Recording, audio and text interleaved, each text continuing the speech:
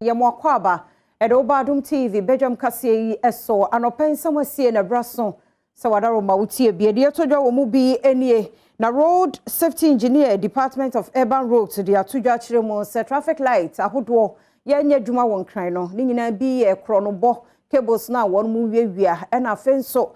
nkwanhia ene niam bi ka honti na traffic light no e bi nya dwuma ye de sansam na beba afutuo ne kokoboko e de ama mayo nkuma no se won pre won ho ene mema nkoda entesa yade cervical cancer kokrometo awodia no wanhwa no won no manya bi nti wo mo ho ban sansemi ene sembi na no pay mede bro sa Adom TV Badwam kase Facebook/Adom TV kase no ho Go TV channel 176 and a DSTV channel no 280 medin afia amankwa tamaklo afia ni die mutie samne kire mu sade etie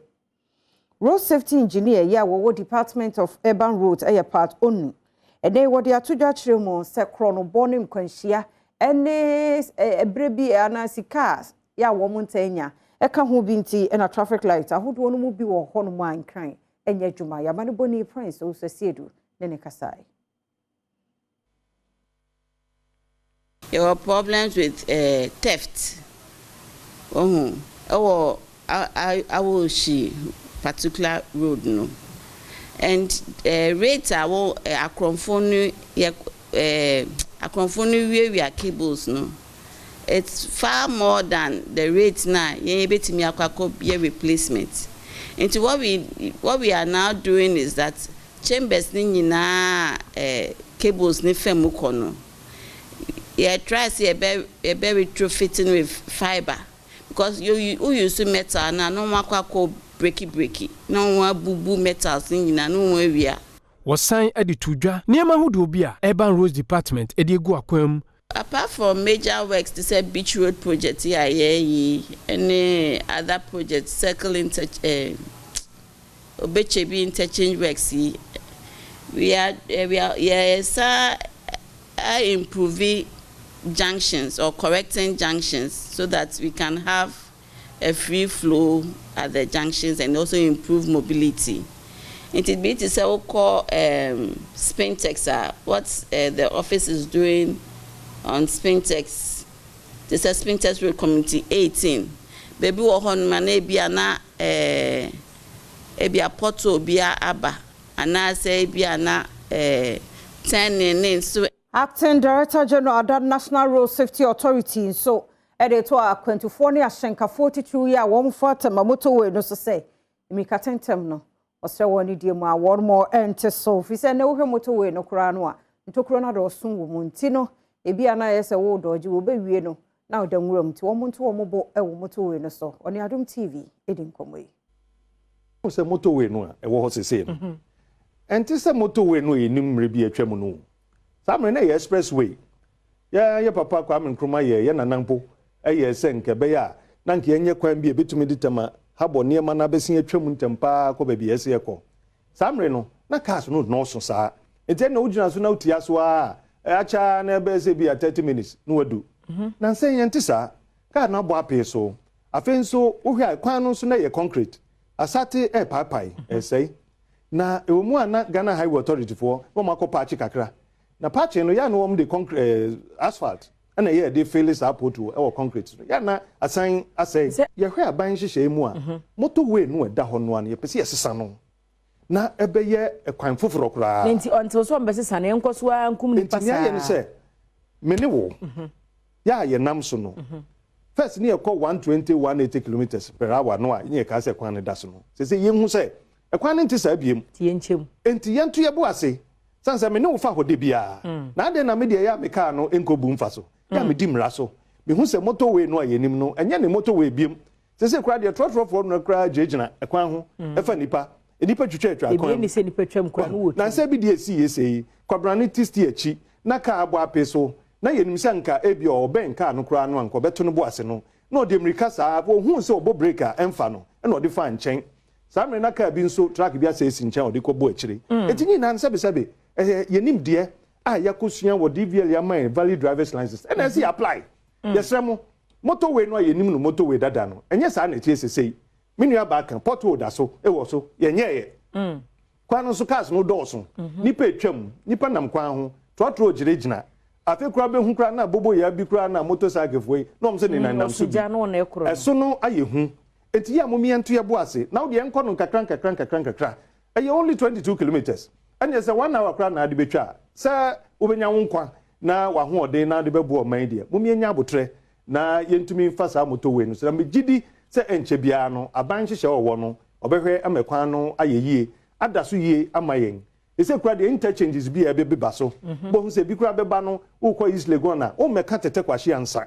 ebedu soro ho ba bi na watene na wapai na wona ukọ no enti ensesan beba ba se sia no de se ne ewo ne ye momi ento ye bo ase ne yentumi mfa so wo kwan ene mra kwan so megiri se ye ho enkusan aduafo mienu bi akohia won kwanhia bra na wonam kwan so kwafuo mu na ne nyina ne se wɔn kwan so kɔmua no yɛtutu amena bi wɔ hɔ galamsefoɔ bi wie wɔ ma ankata so nti anuafoɔ mienu nyina akɔ akotom amene wɔto na nanom nsia do wɔ kurokuro no waso nso yɛabɔ obi tuo ama binom epra asɛm si yɛ ɛwɔ manso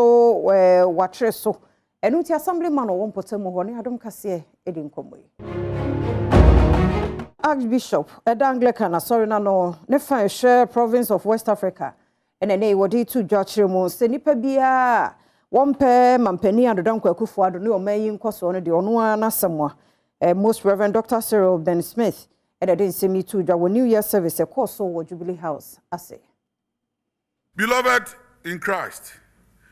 any Ghanaian who prays against the sources of this nation Ghana and your excellency Nanado does so at his own peril. Ghana would not perish. Ghana will recover, and Ghana will reclaim every lost territory in the mighty name of Jesus. Owie no omampeni Akufo-Addo editu dwa se sempo oman no esikasem enkoye no wono de owarehyimu se bibi papa bi ebepie efimu aba enche bia. Even though we're presently confronted with difficulties in our economic performance, I do not doubt our collective resolve, as I said on 6th January,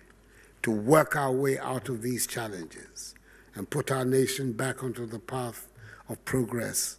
and prosperity. Let me, in conclusion, plead strongly with the Church to bear the nation and me continually up in prayers. As God's children, we may be tempted to allow struggles to define our worth. However, our ultimate victory is guaranteed. We may stumble along the way, but we will always, as Romans chapter 8 says, be more than conquerors.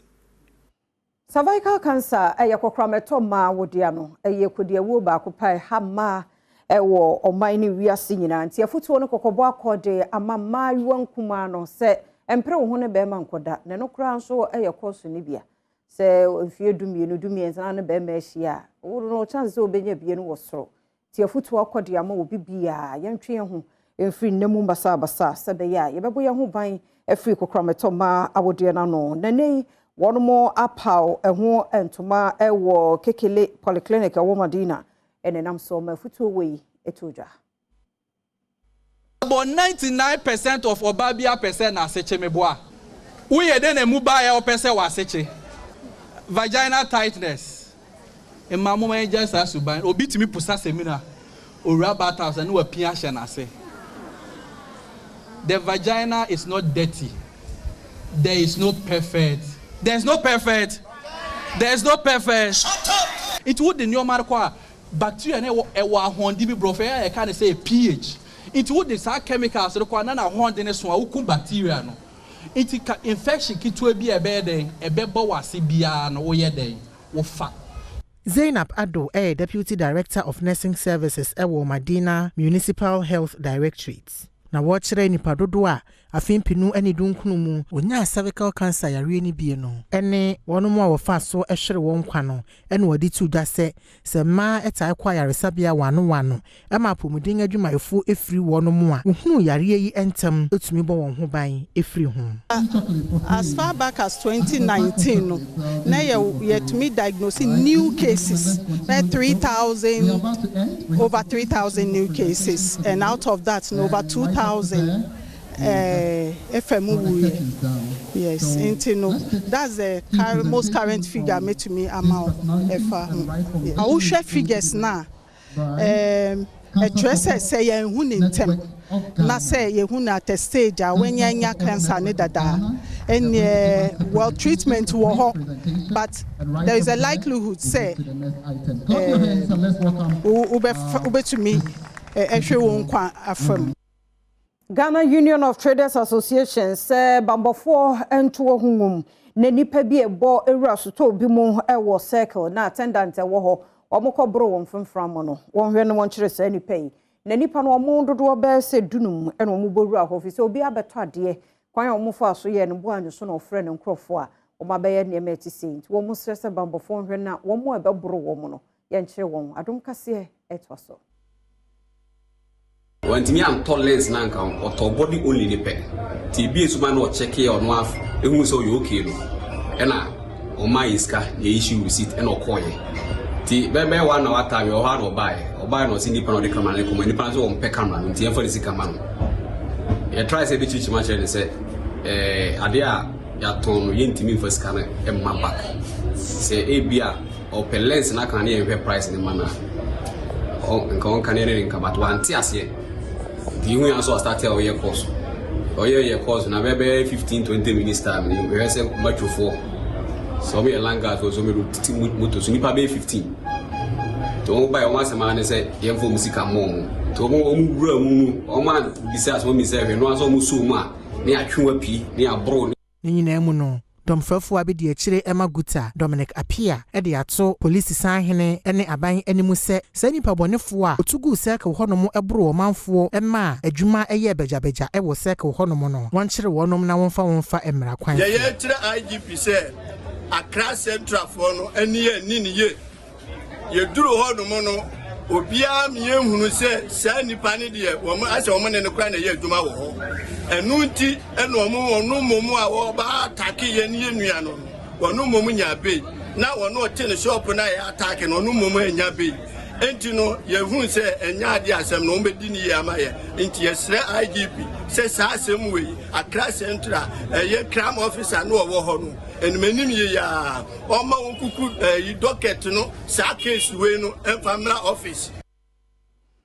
Jamro no she bedwani enene waye nyame so ade afi se na de hye ya wo mo wo Forest Junction wo Jamro mensi mu no won sam so bi na nya kra nkoyie enso nei obatampa keka ne nsase amene won waye nsam so bridge kama ade ama wo ma yapo ho to ma dum kase etoso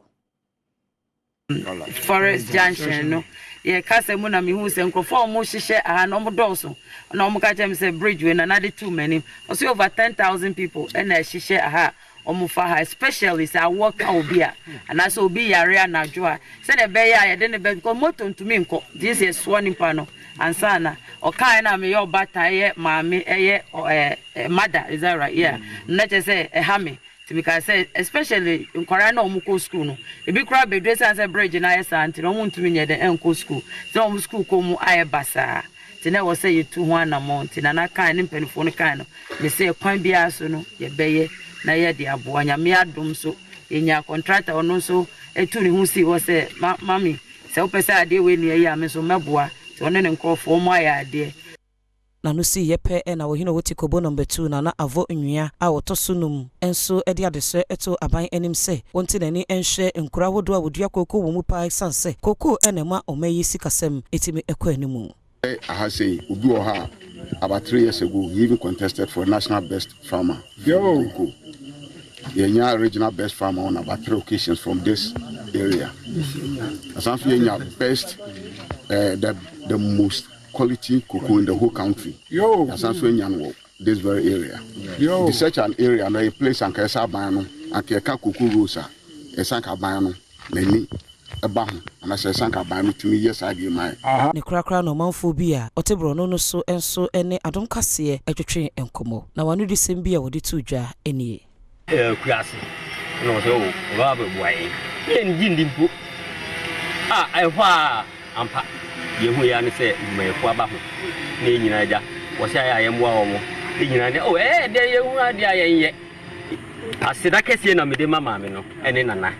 sɛ ne wo ma yɛ no yɛda wo mo ase